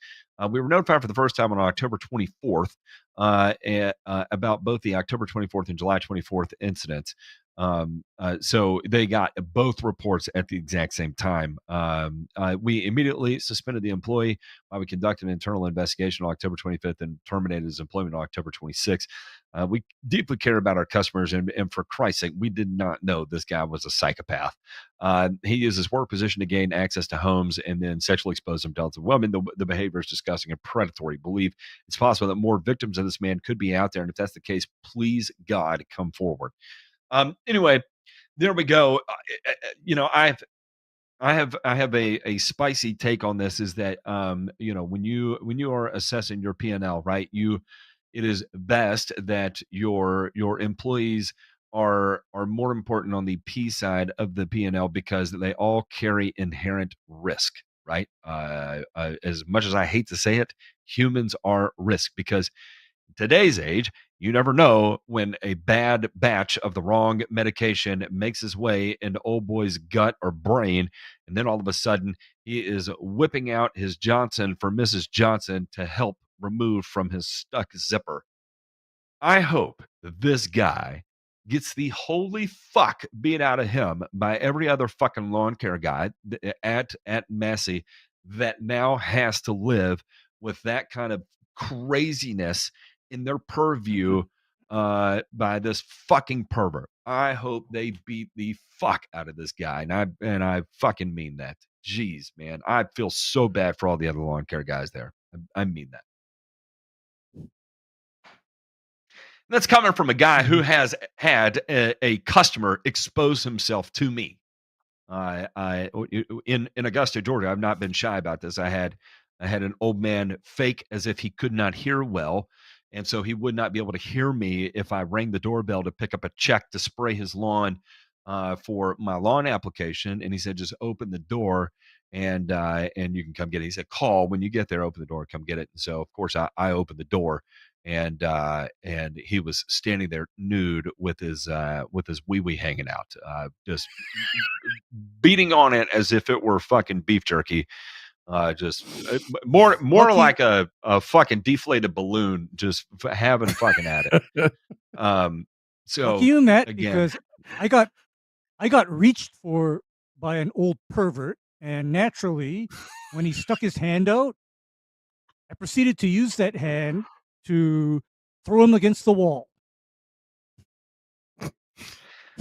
there are weird people out there, and again, this guy has to live in the wake of that, and it is, God, I would hate to be ever. Could you imagine going to work on Tuesday? Imagine being the guy who takes that dude's route and being like, "Oh my Jesus, God. and then you show up. Did I dip out? Can you hear me? Maybe. I just turned it down on my headphones on accident, swinging my hands wildly. But I was gonna say, you show up to Miss Grace or whatever, and Miss Grace is a 65-year-old lady that is in a wheelchair. Okay, the kindest lady you've ever met, always meets you at the door with a glass of water and some fucking Tootsie Rolls, and just the kindest lady ever. And then you show up, and now she doesn't come to the door anymore. And you're like, you finally catch her one day fucking at the garage, and she's trying to hurry up, get it closed. And you're like, "Man, hey, what's going on?" And she's like, "I'm tired of you guys showing up and telling me that their dick is stuck in their zipper and to get it out for them." And you're like, "Oh God." Actually, Matt, I I understand. have an even worse Please possibility. close your garage. Please go inside. Pretend I don't exist anymore. I'm the lawn boy today. What You if can call me whatever you no, want. I'm sorry. no? What if Miss Smith has her 38 special revolver in her hand when she meets you at the damn door? I can't Because say I blame her. Wheelchair lady, because and the some dude last keeps whipping his Johnson out. Yeah, she might feel fucking threatened. I get it. might What feel if that's unsafe. And for me, it would be, boy, your thingy is stuck in your zipper. Let me shoot that fucking thing off and fix it. I think we're failing to recognize what could be happening here is that this very well could just be an upsell, in the program. Ew, Ryan. No. I had talked about Struvite before, and I had mentioned a newly published paper, and you know what? I went ahead and I threw it in here, and we have not had a chance to go through all of this, and I'm kind of putting everybody on the spot here, but I threw it up here as that it could go into the show notes. Everybody can read it, and us too. I think we can read it, and we can talk about this at a future time. However, I'll read a highlight here. A promising new form of ammonium phosphate fertilizer has been field tested. The fertilizer Struvite offers a triple win for sustainability and crop production. It recycles, namely phosphorus, from wastewater streams, reduces leaching of phosphorus and nitrogen to agricultural soils, and maintains or improves soybean yield compared to conventional phosphorus fertilizers. Again, what you're going to see here is that in my opinion, I think and Struvite, by the way, is magnesium ammonium phosphate, right? I think you might see a trace amount of calcium in there just by the way it ends up happening. But what my point of including this in here is to say is that with more investment money in this space, and because phosphorus can be recycled so efficiently and so effectively, and the reason why is because it's very reactive with other materials in a non-soluble way, right? So it reacts easily with things that makes it very insoluble. And as a solid, it is much easier to contain it, retain it, and recycle it than it is where it's a very soluble liquid. For example, if people say, if you, I've heard people say, why don't we just capture the urea out of urine? Because of everything else that's dissolved in urine, right? And so as you start adding things to precipitate out all these other all these other elements that are in its ionic form in urine, you can't just target urea ions. You can't just target sodium ions, right? And then it becomes Amen. very difficult where you have to do cascading reactions in order to get down to just urea, for example. And so it becomes a very I'm familiar with inefficient process. It's I'm cost familiar with prohibitive. the process. I'm familiar with the process to actually separate urea from urine, and Is it's it a kind of a pain in the one-step butt. solution? Exactly. No, no, no. Mhm. This is a hassle because first you need to remove the majority of the water, and then you need to utilize a selective solvent that the urea is soluble in, but the other ions are not. However, me with the wheels turning in my head, it's the other ions that are of interest because we're, we have a supposedly limited supply of phosphorus and potassium is difficult to get. However, a lot of potassium and phosphorus are normally excreted by the body. I mean, potassium and phosphorus are actually waste products Yeah, because you're not only gonna the exhale fucking potassium. How about that, Plenty of CO2 we will pass out of our lungs, but which is, carbon and oxygen, but, we are but not gonna be exhaling a bunch of K ions. yeah, so the only other way for that to leave is via urine. And I learned a fun fact: failure to be able to remove potassium ions from the body is a lethal condition. Yep. You're gonna die. No bueno. Literally, literally. Yeah, you're gonna It will, die. it will Yeah, fuck because your heart up bad. yeah. So, but anyway, going into this whole concept of attempting to recycle phosphorus, as an aside, I think we've been going about it the wrong way. And you know why I say that, Matt? It is because do you know where I would be extracting phosphorus from?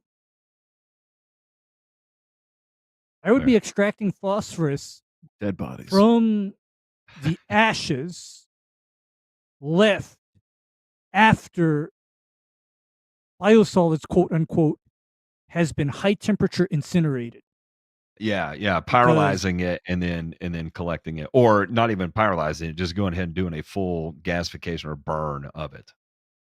yeah, just do a with oxygen incineration such that all of the undesirable organic compounds are destroyed by the fire, and what you have left behind are what are known as inorganic phosphate salts, be it calcium phosphate, potassium phosphate, uh, sodium phosphate, whatever it may be. And then at that point, that may be recycled into either phosphoric acid or ammonium phosphate.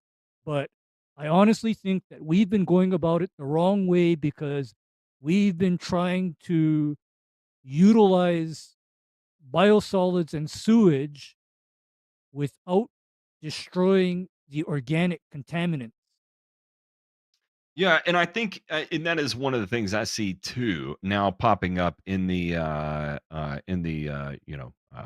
biomass to renewable energy space is them incinerating biosolids, right? Is using that as a feedstock and taking that over. So I think Burning that that shit. will come, yeah, for sure.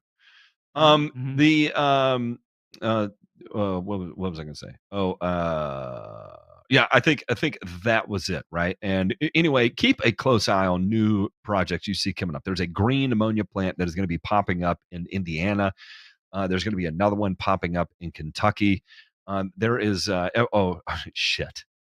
We're going to be talking about that in the returns. In fact, let's go ahead and do this. Let's go just do this week's returns. La la la la la la la. La la la la la la la. La la la la la la la. La la la la la la.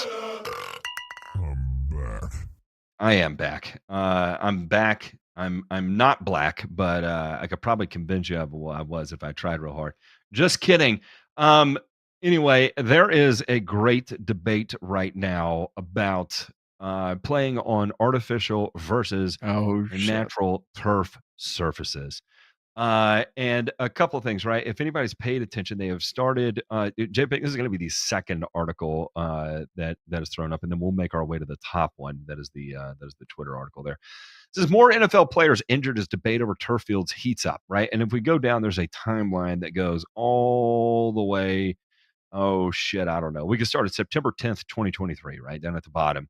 And then we have one here, a knee injury, and then Caden Stearns had an injury, hip injury, and then we had Conklin, and then J.K. Dobbins, and then of course Aaron Rodgers. By the way, if anybody should champion the use of human growth hormone, boy oh boy, Aaron Rodgers and his comeback. Jeez. Nick Chubb, my God, that was nasty as hell. Oh my God, that was horrific. Good Lord Almighty, that was just disgusting. Trevin Diggs, Mike Williams, Kenny Pickett, Mike Evans, Tre'Davious White, Justin Jefferson, Matt Malone. I mean, it just goes on. Tannehill. I mean, my God. And then, okay. So I think I've made my point. It's continue MCL, ACL, and Achilles tear injuries. And a lot of the players are starting to talk about playing on grass, right? And there's a lot of great debate back and forth on this. And so I posted this one. That is a Twitter. So mind you, it's Twitter. So Adam Russell posted on Twitter here, and he said, this injury is 100% due to plastic. Tired of seeing great players go down on these inferior surfaces. Now, mind you, he is a grass grower. He works for vice president of MPP Genetics. He's part of turf organizations, the SMMFA of Georgia, TPI Turf Talk. Bad motherfucker in charge of Gateway Zoysia and Iron Cutter Bermuda. So definitely a one of the elite guys of grass growing, right? So it's easy to see where he might have a slant on this. But I will say this: he is not the only one. Xavier Worthy here has a nasty injury, and I like what he states right here. And mind you, Dr. Kaminsky has some kind of harsh words on it, but Kaminsky asks, based on what? I'm not saying you're wrong, but what is your opinion based on? And what he states, and I have seen this argument from other people, right? I think I saw it from one of the University of Arkansas guys. And he said the cleat skids too much initially from the rubber and then catches. It immobilizes the ankle as he tries to cut back right. It's too much force, not enough surface give, thus causing the ankle injury. I have seen Skip, I said Skip, Spin Martin, who undoubtedly has some of the most elite experience on NFL turf surfaces, and I've heard him say before it's a combination of the new advancements in cleats plus the playing surface that is leading to this, especially if you start trying to manipulate more and less crumb rubber. It starts to get wildly. And then Kaminsky, of course, after he shares his opinion, he was like, "No, I'm just genuinely curious. What is your opinion based on?" And then he stated, and he goes, "Oh, great, no data, thanks." Like condescending, go fuck yourself kind of reply there. I couldn't help but laugh when I read it. And I definitely do not disagree with Adam Russell, and I don't necessarily agree with him either because it's outside of my purview. I don't know enough to give a valid comment on this, but is it worth continuing to explore? Yes, 100%. Right. I think all injuries in sports are worth exploring. Now, if anyone here amongst us has a more experience with artificial turf surfaces than anyone else, our own Ryan DeMay.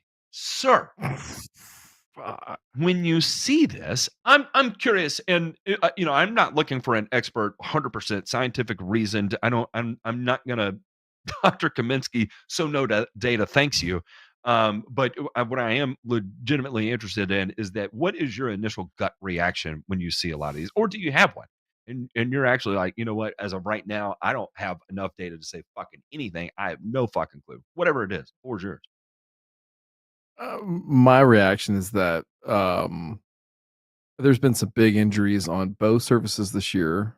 I personally, I would prefer that fields are grass, but I understand why they need to be turf. And I think in this particular case, where Adam is pointing this out, is he's probably right, just in terms of if you look at how the foot moves and how leg sticks as he gets to the end of that skid, like he was saying, it catches and you've got a problem. I think that there's there was issues at the Pac-12, so they played at Allegiant Stadium, which is in Las Vegas where the Raiders play, and they actually roll out the tray system with a natural grass field on it, and there's a synthetic field that's below.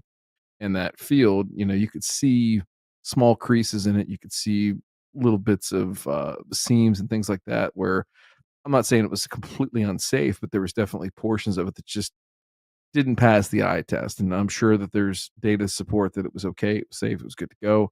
But those things turn perception and make it worse, right? So you get a star player like Rodgers that gets hurt, you get more people that get hurt on that particular surface. The most recent one there, the guy from the Dolphins was hurt on that same field that Rodgers was hurt on. Is it completely causal that that field is causing injuries?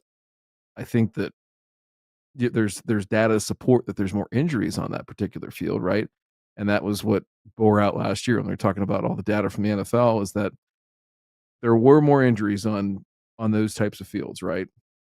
And not to get too technical or anything like that, but um, in those cases, right, the argument was, yeah, but overall, it's trending in the right direction. So glossing over the data that was there, to Kaminsky's point, you want to see data. There is data out there, and it supports that some of these fields are not nearly as safe as what some other ones are. Now, here's the other thing, too, fellas, is that we're talking about this at the highest level. So you're looking at NFL fields that get replaced no more than every 2 years, maybe 3 at the most. Um, so you take that same type of surface, right, and you extend its lifespan out somewhere between 4 and 6x what you're seeing in the worst possible conditions in the NFL, and you put high schoolers on it. Now, granted, the forces aren't nearly as great. Weight, mass, acceleration, all those things aren't as great. But is that a good spot to put kids at that level in? So I get the reaction and the pushback in the NFL and the professional at the highest level space, but there's so much more that goes on, and so many more, like tens of thousands of hours of use that gets completed on collegiate fields, intramural fields, high school fields, park and rec fields, that's where we should be spending more time, more effort, more energy. Because yes, the NFL players, they make millions of dollars. The sport generates billions, of dollars. However, are we doing everybody a service by making sure that just those guys have the best to play on? I don't know. I don't think we are. So When kids are involved, that's a whole nother ball game, right? yeah. I'm gonna phrase this out to anybody who's listening. I'm curious what your takes on it are. Again, I think it's easy, just like the glyphosate boogeyman, right? I think it's easy to look at anything that's new or foreign or outside of the norm and point at it and say, yeah, that's a problem, right? And we don't have to be that way, but I am curious what other listeners' opinions are. Feel free to share them in the comments, or you can even email us as a mailbag, and we'll certainly talk about it. Put that in the record. Swedish fertilizer producer puts factory in northern Sweden on hold and prioritizes the U.S. in Hopkinsville, Kentucky. Oh man, stomping grounds of mine. They said, you know what? Things in Sweden, like wasn't that the great debate? Is that America needs to be more like Sweden? Well, it turns out economically, they would much rather invest in growing economically in the United States than they would in Sweden. Weird how that happens. I don't understand. I know why, Anyway, Matt. I know why. I know oh, of why. course we do, but it goes against what everybody talks about, right? Why is that, Ray? It is because at least in the United States, and you notice, Matt, which state the Swedes decided to open their factory. Notice the state. Okay, notice the state. It ain't in goddamn California now, then, is it? It's not in New York, No, right? no, it's not. Okay, and to answer the question, it is because what has been the agenda in the European Union in the last decade? What has been the actual agenda? What have we been talking about on Burn and Return almost every single episode? It is how the government has a very different idea about modern agriculture and food, availability. They have a very different idea about that. At least Sweden is opening a factory where we appreciate, well, some of us do anyway, we appreciate agriculture. I know I do. Yeah, and interestingly, it's in Hopkinsville. And by the way, when we had our apartment in Madisonville back in the Carbon Earth days, we would drive through Hopkinsville every day, and it was a small town, not a lot there. And what's interesting is that this is a potassium sulfate plant, and they are recycling potassium sulfate from other industries. So unique thing, and again, like Ray was talking about, recycling not just phosphorus but also potassium as well. Here we go.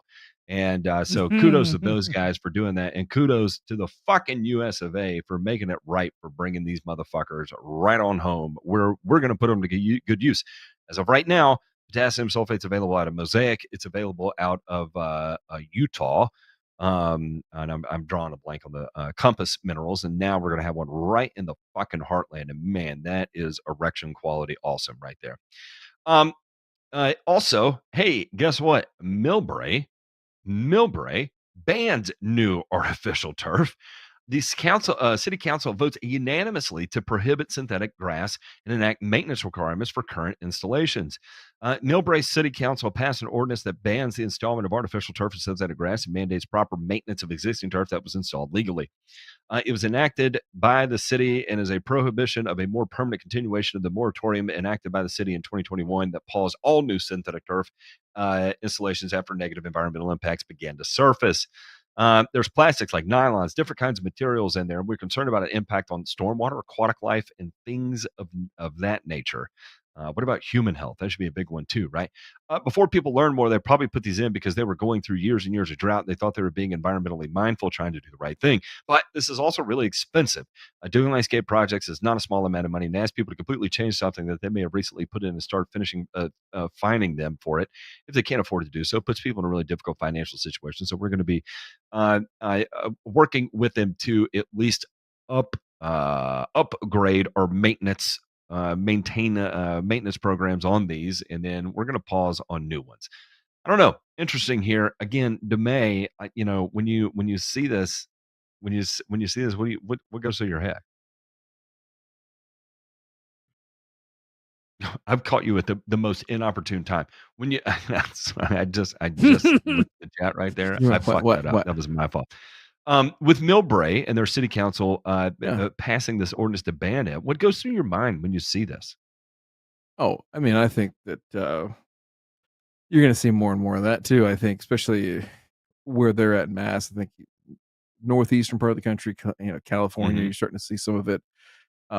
There's just for the same reasons, right? The PFAS thing. There's going to be a lot coming down the pike, I think, on the turf. But I think it's going to be very regional. I don't think that you're going to see this outright ban across the country or anything like that. I think it's going to be more regional in nature, at least to start. And it's not a good stormwater practice, right? In terms of managing stormwater effectively. I mean, I understand the reduction in water use, but that's really all you could kind of say. I think in terms of I would love to see somebody do a study on that, particularly in a residential landscape. If it's not been done, I'd love to see it. So if somebody knows of something, I would love to read that. Ryan, I have an alternate thought on this whole artificial turf install issue. In that the artificial turf, I've seen it installed on solid concrete. That has happened. And that happened, I know, before Hawaii restricted use of artificial turf. Because I'm also in a locality where an artificial turf install must go through the city building department. And one of the main holds that may be placed on a prospective project are any kind of environmental concerns, either during construction or after construction. Any kind of environmental issue will cause that product to get shut down. No. And so long before PFAS even became a household word, the city already restricted artificial turf installs here. Yeah, I think it's going to be So small potatoes here nothing new for a to while, me. but I think you'll have some bigger things on the horizon when it comes to that. I'll just say that and leave it there. Can't wait to keep an eye on how that shakes out. Okay, we are going to get the fuck out of here. That makes up our episode. By the way, I'm playing around with the new AI shorts thing, so this will be a fun one. Then after it goes live, I'll start to cut some of this up and throw it out too. See how it continues to work out. Again, patreon.com/better return. A couple dates that you do not want to miss is when is our Christmas episode? 21st. Thursday the 21st. Okay, we've got the 21st. You don't want to miss that. That's always a fun one we do every year. And then Santa will the be week there. after that, on the 28th, yes, we have Santa. It's going to be a And great Mrs. time. Claus, I think. Mrs. Claus is going to be there with Claus Ooh. out. Mrs. Claus with Claus. It's going to be a fun one. And then on the 28th, we are going to be giving back. And when I say you can't miss that, you can't miss the last 2 episodes of the year. I'm going to put it there. You cannot miss these. It is going to be off the fucking chain. We might go to jail too. I don't know. I don't care. I will gladly go to jail for this community. All right. Love y'all. We're going to go hang out with the patrons and let them choose this week's show title. Bye.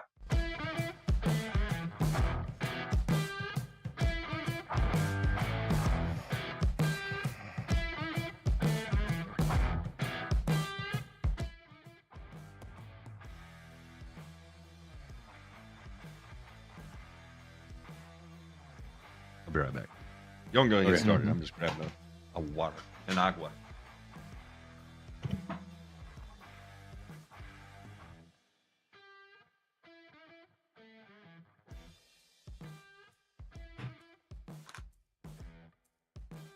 Boy, for need to have his ears back on.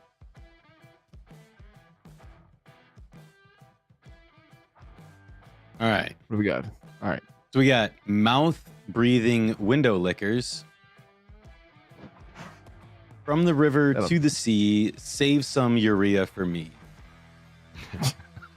Mosaic, the Spirit Airlines of fertilizer. These molecules are American.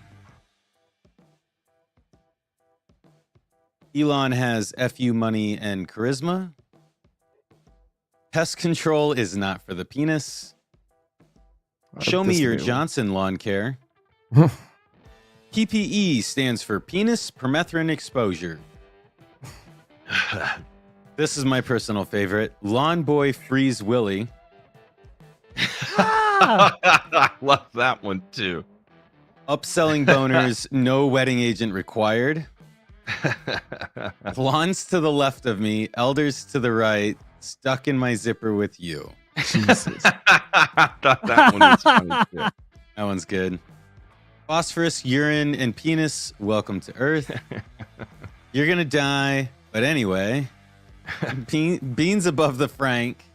That's a reference. I don't think Matt knows this movie. No, that's he a movie. does. Never would have known. That's the movie. Matt's not black, but neither is Ron Henry. Jesus. Oh no! Oh my That god! one was suggested by Telly. That has to He's be. allowed to play. We need a community note there. A black man Some- did write that. Just like Yeah. he did the glyphosate, the new black for whatever date or something. Yeah. No, that got some hate. Yeah. Be careful if the grass on her field is fake. Eric. Good old boys from Kentucky to fertilize some Swedes. IKEA ain't got fertilizer. Plastic grass is for losers. Apparently, life in plastic isn't sustainable. Isn't sustainable indeed. Right now, lawns to the left of me, elders to the right, stuck in my zipper with you. I think is winning. Right behind it is Lawn Boy Freeze Willy, which I just like because it's such a short title too. I know. I was gonna say. I think that is actually too long for a YouTube title. The lawns to the left of me, elders to the right. Uh-huh. Yeah. Yeah. Can we put it in the In fact, description? Yeah, it is. We will put that in the description. Y'all are co-winners, though. I mean, without a doubt. Yeah. Because that is too Brent long. and Eric but that is win. Both of fucking y'all. hilarious. Those are fucking hilarious.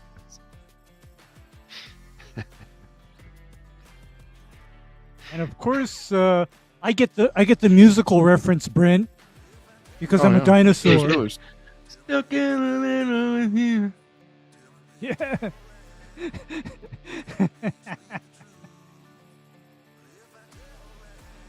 Great. This is just all great. Little Steelers wheel there. All right, good deal. Wow. So for those playing at home, it's basically 2 weeks of regular shows and then 2 weeks of crazy shows. yeah, it is gonna be chaos. I'm telling you now, that I normally don't forecast these things unless it's gonna be absolutely insane. I'm telling you, the last 2 episodes are gonna be insane. They are. And I'm not kidding. They're legit, maybe a frivolous at best, but still at least one lawsuit against us. Oh God. Highly likely. And I will say Highly this: that likely. we did put effort into on the front of this because of the anticipation of the legal ramifications that we might be under as a result of it. So, from our dirty mouth to yours, cheers, and may the rest of everyone fuck yourselves because, why not? If you're not interested in pushing the boundaries, then what the fuck are you on YouTube for anyway? Sissy ass motherfuckers. That's what's wrong It's with gonna be today. fun. Everybody's a fucking sissy. I say that until we get our nut suit off, and I'll be like, well, maybe I was a little harsh on that one. No, I won't. You know me. I can't shut the fuck up as it is. I would just be like, man, Nothing yeah, harsh. I about ran my this. mouth, but I still think you should suck my dick. Could you imagine them playing that in court? You'd be like, man, what did you mean exactly here when you said, yeah, my words were harsh, but I still think you should suck my dick? I'm like, I'm looking at Ron Exactly what Henry the hell I and what he said. does to my industry. I can't help but wish that he would suck my dick instead of continuing to run his fucking yapper and make a fool out of all of us. How about that? I'll say that on the stand right now. All right, boys. Y'all have a good Love night. y'all. All right. See you. See y'all Thursday. Bye. Get fucked!